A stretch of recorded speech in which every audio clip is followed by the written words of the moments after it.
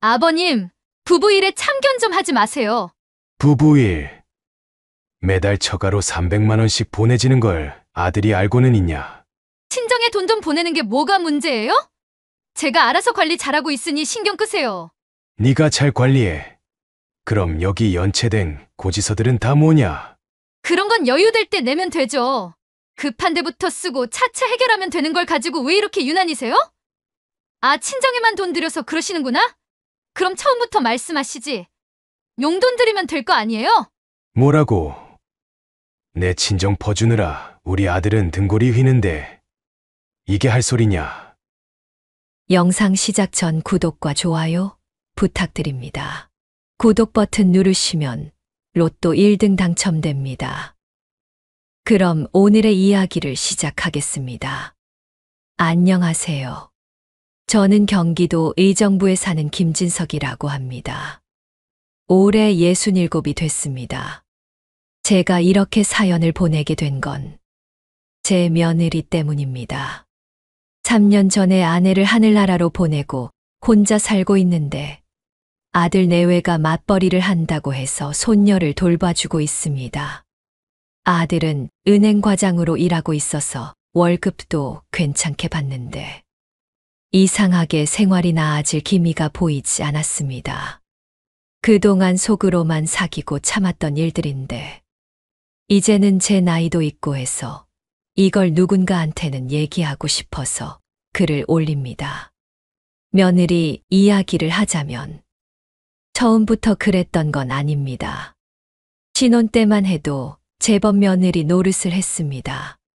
근데 애 낳고 나서부터 조금씩 달라지더니 요즘에는 아예 절 가정부처럼 대합니다. 매일 아침 8시면 집으로 손녀를 데려다 놓고는 아침 먹여주세요. 간식은 이거 주시고요. 하원하면 저녁에는 이거 주세요. 하는 식으로 지시를 하고 가버립니다. 저녁 9시가 되어야 데리러 오는데 그때도 애가 잘 놀았나요? 정도만 물어보고 바로 가버리죠. 어제도 평소처럼 아침부터 손녀를 봤습니다. 우리 손녀 다인이는 이제 5살인데 참 예쁘게 잘 자라고 있어요. 제가 워낙 아이를 좋아해서 돌봐주는 게 힘들진 않습니다. 다만 며느리가 절 대하는 태도가 점점 더 못돼져서 그게 너무 서럽더라고요. 아버님, 다인이 간식 2번은 꼭 주세요. 어제는 1번만 주셨다고 하더라고요. 아버님, 왜 옷을 이렇게 입혔어요? 어제 제가 놔둔 옷으로 입히시라고 했잖아요. 아버님, 다인이 또 TV 보여주셨죠? 제가 책만 읽어주라고 말씀드렸잖아요. 매번 이런 식이었습니다. 전화할 때마다 꼭 뭐가 마음에 안 든다는 듯이 말하고 게다가 요즘은 반말을 섞어서 얘기하기 시작했죠. 제가 뭐라고 하면 아이고 요즘 시대의 말투 가지고 그러세요? 이러면서 오히려 저를 구시대 사람 취급했습니다. 그러던 어제 갑자기 저희 집 수도관이 터졌다는 연락을 받았습니다. 저녁 때쯤 관리사무소에서 전화가 왔는데 급수배관이 파열돼서 하루 이상 수리가 필요하다더군요. 이런 상황에서 손녀와 같이 있는 건 무리라고 생각되어 할 수 없이 며느리한테 전화를 걸었습니다. 애미야, 이걸 어쩌나. 우리 집 수도관이 터져서 하루 이틀 수리가 필요하다는구나. 그래저 저더러 어떡하라고요? 내일 중요한 회의도 있는데 참. 그래서 다인이는요? 여기에서 다인이를 보는 건 무리 같구나. 아휴, 정말. 그럼 오늘만 저희 집에서 자면서 봐주세요. 방은 다인이랑 같이 쓰시고요. 며느리의 톤이 역마음에 걸렸지만 달리 방법이 없었습니다. 그리고 그날 밤 제가 전혀 몰랐던 일들을 하나씩 알게 되기 시작했습니다. 아들 내외 집에 도착하니 저녁 7시가 막 지난 참이었습니다. 며느리는 문만 열어주고는 방으로 들어가 버렸습니다. 다인이가 저를 끌고 자기 방으로 가자고 했습니다. 가는 길에 보이는 집안 구석구석이 마음에 걸렸습니다. 바닥은 먼지와 머리카락이 굴러다니고 먹다 남은 듯한 과자 부스러기도 가득했습니다. 할아버지, 장난감 보여드릴게요. 그래, 그래. 어디 한번 보자. 근데, 할아버지, 나 배고파요. 뭐라고? 점심은 먹었지? 어린이집에서 좀 먹었어요. 다인이의 말에 가슴이 철렁했습니다. 주방으로 가보니 설거지도 안 된 그릇들이 싱크대에 가득했습니다. 냉장고를 열어보니 유통기한 지난 우유와 배달음식 포장용기만 있었습니다. 다인아, 할아버지가 맛있는 된장찌개 끓여줄까? 우와, 정말요? 할아버지가 해주는 된장찌개가 제일 맛있어요. 근데 엄마가 주방에 들어가지 말랬는데 왜? 깨끗하지 않다고요? 청소할 시간이 없대요. 한숨이 나왔지만 냉장고를 뒤져 겨우 된장과 두부를 찾았습니다. 찌개물을 올리고 있는데 며느리가 나왔습니다. 아버님, 뭐 하시는 거예요? 아, 다인이가 배고프다고 해서 찌개랑 밥 좀 주려고. 제가 야식 안 먹인다고 했잖아요. 살쪄서 어린이집에서 놀림이라도 받으면 어쩌려고요? 그래도 애가 점심도 제대로 못 먹었다던데. 아니, 제가 키우는 애를 가지고 왜 자꾸 이러세요? 아버님은 늘 저를 나쁜 엄마로 만드시네요. 기가 막혔습니다. 제가 뭘 잘못 말했다고 이런 취급을 받아야 하는 건지. 그때 다인이가 툭 내뱉었습니다. 엄마, 나 진짜 배고파요. 점심에 밥을 조금밖에 안 먹어서 배가 너무 고파요. 할아버지가 해주시는 거 먹고 싶어요. 할아버지가 오셨다고 이렇게 징징댈 거야? 엄마가 얼마나 힘든데. 아니, 그게 아니라 며느리는 다인이를 방으로 데리고 들어가 버렸습니다. 주방에 혼자 남아 찌개를 끓이는 내내 손녀가 이렇게 살고 있었다는 생각에 가슴이 먹먹해졌습니다. 한참을 주방에서 찌개를 끓이고 있는데 현관문이 벌컥 열렸습니다. 퇴근한 아들이었습니다. 아버지, 어쩐 일이세요? 아, 집에 수도가 고장나서 오늘 하루 자기로 했다. 아, 그렇구나. 근데 이 시간에 뭐 하시는 거예요? 다인이가 배고프다고 해서 찌개 좀 끓이고 있었어. 아들은 넥타이를 풀며 한숨을 쉬었습니다. 아버지, 죄송해요. 제가 일찍 들어와서 챙겼어야 했는데. 아니다. 바쁜 거 아는데 뭘. 아버지, 저 밥 먹고 아버지랑 얘기 좀 하고 싶은데. 그때 안방에서 며느리가 불쑥 나왔습니다. 여보, 들어왔어? 아버님이 우리 주방까지 구석구석 다 살펴보시느라 바쁘시네. 그게 무슨 소리야? 아버지가 다인이 밥 해주시려는 건데. 하, 당신도 아버님 편이야? 내가 얼마나 힘든지는 관심도 없지? 아들은 며느리의 눈치를 보더니 고개를 숙였습니다.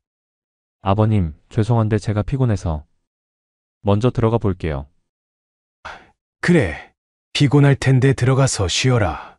아들은 방으로 들어가 버렸고 며느리는 승리자처럼 득이양양한 표정을 지었습니다. 아버님도 이제 그만 주무시죠? 다인이 방에서 주무시면 됩니다. 찌개는 결국 식탁 위에 그대로 남겨두고 다인이 방으로 들어갔습니다. 다인이는 이미 잠들어 있었습니다. 작은 몸을 동그랗게 말고 자는 모습이 안쓰러워 이불을 덮어주었습니다. 옆에 누웠지만 도저히 잠이 오지 않았습니다. 머릿속이 복잡했습니다. 은행 과장인 아들이 저렇게 기를 펴지 못하고 사는 게 마음에 걸렸습니다. 어릴 때부터 공부만 하던 아이였지만 그래도 이렇게까지 눈치 보며 살 줄은 몰랐습니다. 한참을 뒤척이다 화장실에 다녀오는 길에 아들 방을 지났는데 문틈 사이로 불빛이 새어 나왔습니다. 시계를 보니 밤 11시가 넘었는데도 부부가 뭔가 이야기를 나누고 있었습니다. 여보, 이번 달 월급도 당신한테 다 보내야겠지? 당연하지. 당신은 돈 관리도 못하면서 뭘 한다는 거야. 내가 알아서 할게. 다 보내. 하지만 그래도 생활비는 시끄럽고 잠이나 자. 내일 일하러 안 나갈 참이야? 잠시 복도에서 들리던 소리가 멈추고 모두가 잠든 것 같은 깊은 밤이 되었습니다. 그때 다인이가 몸을 뒤척이더니 잠결에 제품으로 파고들었습니다. 할아버지, 추워요. 일어나 보니 난방이 꺼져 있었습니다. 담요라도 찾아볼까 해서 조용히 방을 나섰는데 서재 쪽에서 희미한 불빛이 보였습니다. 며느리가 노트북 앞에 앉아 있었습니다. 무언가를 열심히 확인하는 것 같았습니다. 담요를 찾다가 무심코 화면을 보게 됐는데 인터넷 뱅킹 화면이었습니다. 화면을 자세히 보니 아들 명의의 통장이었고 매달 정기적으로 300만 원씩 빠져나가는 내역이 보였습니다. 받는 사람은 이영숙, 며느리의 어머니 이름이었습니다. 그때 며느리의 휴대폰이 울렸습니다. 엄마, 나예요. 네, 이번 달도 보냈어요. 걱정 마세요. 당연히 남편은 모르죠. 제가 통장 비밀번호 바꿔놨거든요. 추가 대출도 알아보고 있으니 말씀하신 돈도 걱정 마세요. 남편 도장도 있고 제가 다 해결할게요. 며느리는 통화를 마치고 한숨을 쉬더니 서랍에서 무언가를 꺼냈습니다. 자세히 보니 대출 관련 서류들이었습니다. 거기에는 아들의 도장이 찍혀 있었습니다. 아들도 알고 있는 걸까? 하지만 조금 전 그 대화로 봐서는 아닌 것 같았습니다. 이게 단순한 가계부 관리가 아니라는 걸 직감했습니다. 매달 300만 원이면 아들 월급의 절반이 넘는 금액이었습니다. 게다가 아들 몰래 대출까지. 이건 큰 문제가 될 것 같았습니다. 그때 책상 위에 놓인 메모지가 눈에 들어왔습니다. 뭔가 숫자들이 잔뜩 적혀 있었는데 대출 이자 계산을 한 것 같았습니다. 옆에는 신용대출 가능 금액 확인이라고 쓰여 있었고 밑에는 아들의 주민등록번호가 적혀 있었습니다. 어머, 아버님! 뒤에서 들리는 며느리의 날카로운 목소리에 흠칫 놀랐습니다. 이렇게 늦은 시간에 왜 나오신 거예요? 아니, 다인이가 추워해서 담요 좀 찾으려고. 아버님도 참. 남의 집에 와서 이러시면 안 되죠. 어서 들어가세요. 며느리는 서둘러 서류들을 가방에 집어넣었습니다. 그러면서도 제가 무엇을 보았는지 눈치채려는 듯 날카로운 시선으로 저를 주시했습니다. 하지만 이미 본 걸 못 본 척 할 수는 없었습니다. 방으로 돌아와 누웠지만 도저히 잠이 오지 않았습니다. 옆에서 평화롭게 잠든 다인이를 바라보며 한숨만 나왔습니다. 아들이 이런 사실을 알면 얼마나 상처를 받을까. 하지만 이대로 두면 우리 아들네 가정이 무너질 것 같았습니다. 그렇게 심란한 밤이 지나고 다인이가 뒤척이는 소리에 눈을 떴습니다. 창밖은 이미 환하게 밝아 있었습니다. 할아버지, 일어나세요. 화장실 가고 싶어요. 그래, 할아버지가 데려다 줄게. 화장실에 들어가 보니 한숨이 절로 나왔습니다. 변기는 청소를 한 지 오래된 듯 누렇게 변해 있었고 곰팡이 핀 자국이 가득했습니다. 수건장을 열어보니 다인이 수건은 찾을 수도 없고 눅눅한 수건 몇 장만 대충 걸려 있었습니다. 할아버지, 배고파요. 그래, 아침 먹자. 어제 할아버지가 된장찌개 맛있게 끓여놨어. 와, 신난다. 부엌 식탁을 보니 우편물이 수북이 쌓여 있었습니다. 전기세, 가스비, 모두 연체된 고지서였습니다. 그 아래로 카드 연체 통지서도 보였습니다. 다인아, 매일 아침 뭐 먹니? 과자예요. 엄마가 바빠서 아침은 늘 과자 먹어요. 근데, 할아버지, 전 이제 과자 지겨워요. 한숨이 나왔습니다. 다인이 방으로 가보니 옷장 안은 더 심각했습니다. 계절에 맞지 않는 작은 옷들이 구겨진 채로 있었고 속옷도 방치되어 있었습니다. 방 한 구석에는 영어 학원, 미술 학원 교재가 쌓여 있었지만 모두 먼지만 쌓인 채 태블릿만 놓여 있었습니다. 다인이 예전에는 학원도 다녔는데 안 다녀도 괜찮아. 네. 엄마가 돈 없다고 학원 그만두래요. 태희는 학원 5개나 다니는데 엄청 부러워요. 근데 할아버지, 이거 비밀이에요. 엄마가 알면 엄청 화내거든요. 답답한 마음을 다잡으며 어제 며느리가 있었던 서재방으로 향했습니다. 서재방으로 가보니 아들 양복들이 구겨진 채로 걸려 있었고 와이셔츠는 전부 누렇게 변해 있었습니다. 다림질은 언제 했는지 기억도 안 날 것 같은 모습이었습니다. 서랍을 열어보니 통장이 여러 개 나왔습니다. 모두 아들 명의였습니다. 통장을 넘겨보는데 깜짝 놀랐습니다. 마이너스 통장도 있었고 대출금이 적힌 통장도 있었습니다. 월급 580만 원. 그런데 매달 300만 원씩 친정으로 빠져나가고 있었습니다. 책상 서랍 깊숙한 곳에서는 대출 서류 뭉치가 나왔습니다. 아들 도장이 찍혀 있는 신용대출 서류였습니다. 잘 살펴보니 도장이 조금 이상했습니다. 아들 도장은 테두리가 살짝 깨져 있는데 이 도장은 깨진 곳이 없었습니다. 할아버지, 아빠 방에서 뭐해요? 아니. 할아버지가 뭐 좀 찾아야 해서. 아, 그렇구나. 근데요, 할아버지, 우리 아빠 매일 늦게 들어와요. 돈 벌어야 된대요. 아빠랑 놀고 싶은데 아빠가 바빠서 너무 속상해요. 그때 안방에서 며느리가 나오는 소리가 들렸습니다. 다인아, 씻어야지. 어머, 아버님, 거기에서 뭐 하시는 거예요? 며느리가 다급하게 뛰어왔습니다. 아버님, 남의 방을 뒤지시는 거예요, 지금? 이영수, 너희 어머니 이름 맞지? 매달 300만 원씩. 이게 다 뭐야? 며느리의 얼굴이 순간 하얗게 변했습니다. 그리고 이건 우리 아들 도장 아니지? 위조된 거지? 내가 안다. 아들 도장은 이렇게 깨끗하지 않아.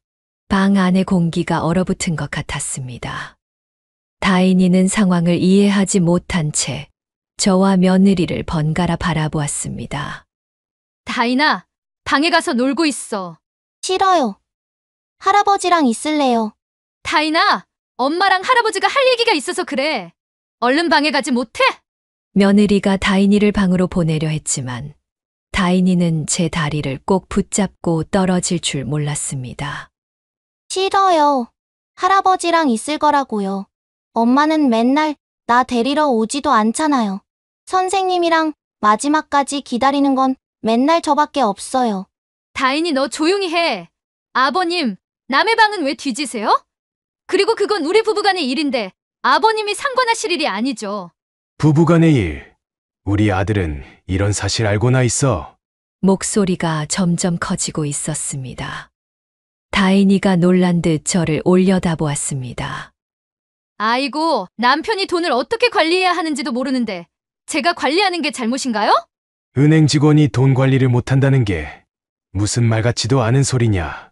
저를 바보 취급하듯 말하는 며느리의 태도에 순간 현기증이 났습니다.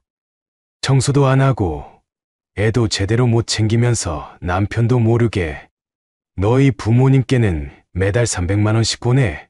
집안일이요? 아버님도 참. 요즘 누가 집안일을 하나하나 다 해요? 저도 직장 다니는 사람이에요. 며느리는 전혀 미안한 기색도 없이 오히려 당당했습니다. 마치 제가 잘못이라도 한 것처럼 저를 몰아세웠습니다. 그래. 직장인이니까 늦게 들어오는 것까진 이해한다 치자.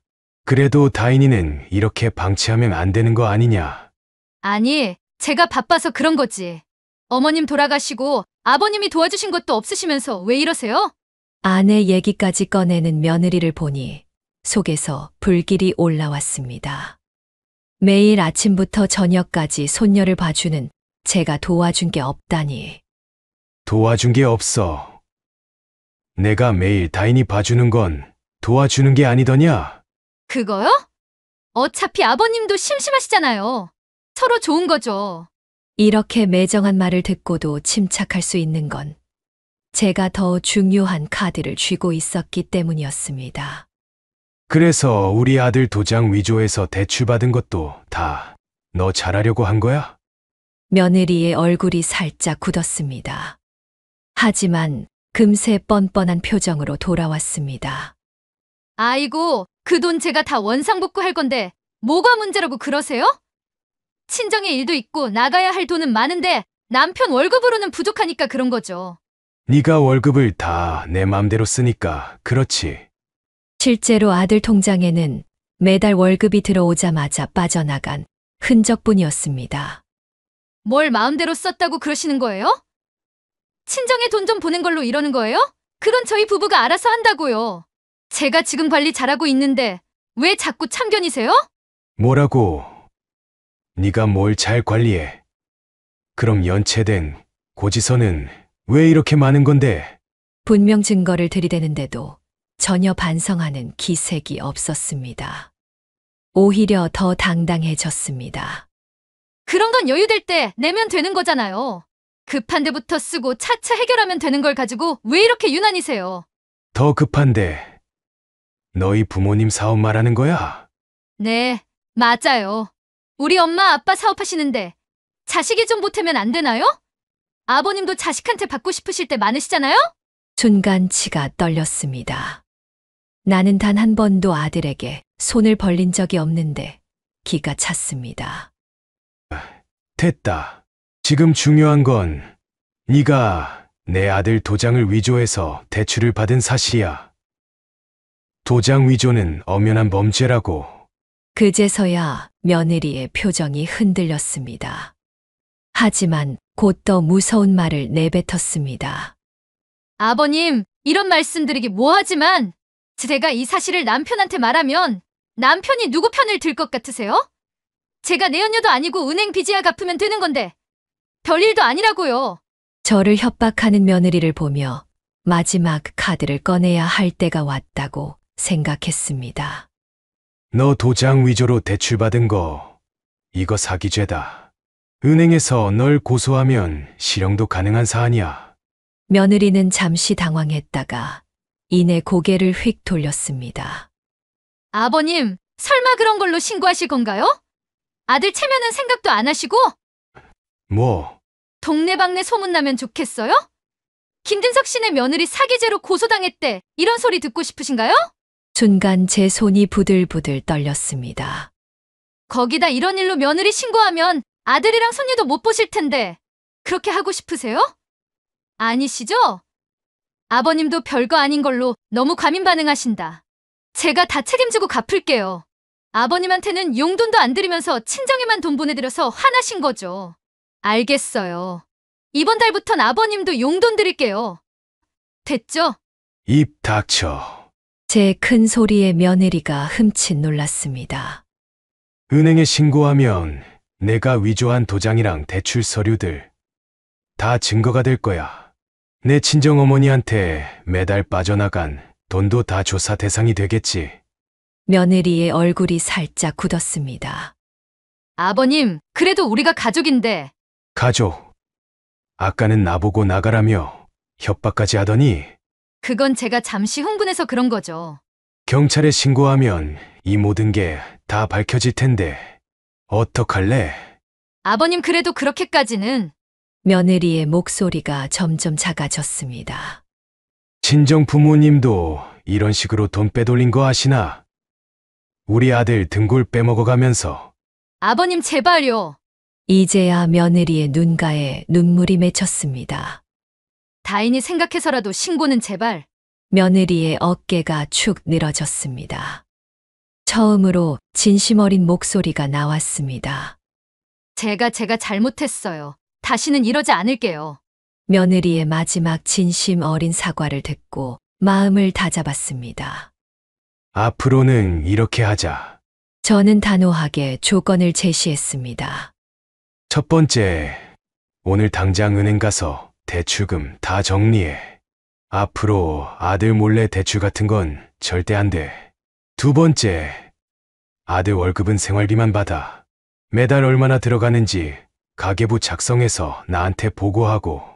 며느리는 고개를 푹 숙인 채 말없이 끄덕였습니다. 세 번째, 다인이 학원비, 옷, 장난감, 이런 건 내가 책임질 테니까 너는 그 돈으로 밀린 공과금부터 해결해. 네, 알겠습니다. 마지막으로 한 가지 더. 우리 아들한테는 이 일 절대 말하지 마. 며느리의 어깨가 떨렸습니다. 다시는 이런 일 없게 할게요. 그래. 다시는 이런 일 없어야 해. 앞으로 이런 일 한 번만 더 있어봐. 그때는 진짜 가만히 있지 않을 거야. 며느리는 고개를 들지 못한 채 연신 눈물만 훔쳤습니다. 그때 안방에서 다인이가 나왔습니다. 엄마, 왜 울어? 며느리는 황급히 눈물을 닦았습니다. 아니, 엄마가 할아버지한테 잘못해서 앞으로는 엄마가 잘할게. 다인이는 영문을 모르겠다는 듯 우리를 번갈아 보았습니다. 그날 이후로 며느리는 정말 달라졌습니다. 하지만 가끔 며느리의 전화를 받을 때면 마음 한구석이 불편합니다. 이게 과연 얼마나 갈까? 진심으로 뉘우쳤을까? 아니면 겁이 나서 그러는 걸까? 그날 이후로 3개월이 지났습니다. 며느리는 확실히 달라졌습니다. 다인이 아침도 제대로 챙기고 주말이면 집안 청소와 장도 보러 다닙니다. 아버님, 이번에 다인이 태권도 학원도 보내려고 하는데, 그래. 애들은 운동도 해야지. 네, 그동안 제가 너무 다인이한테 신경을 못 썼네요. 이렇게 착한 며느리가 맞나 싶을 정도입니다. 아들도 달라진 집안 분위기를 느끼는 것 같았습니다. 아버지, 요즘 집사람이 많이 달라졌어요. 무슨 일 있었나요? 그냥 나이 들수록 사람이 성숙해지는 거지.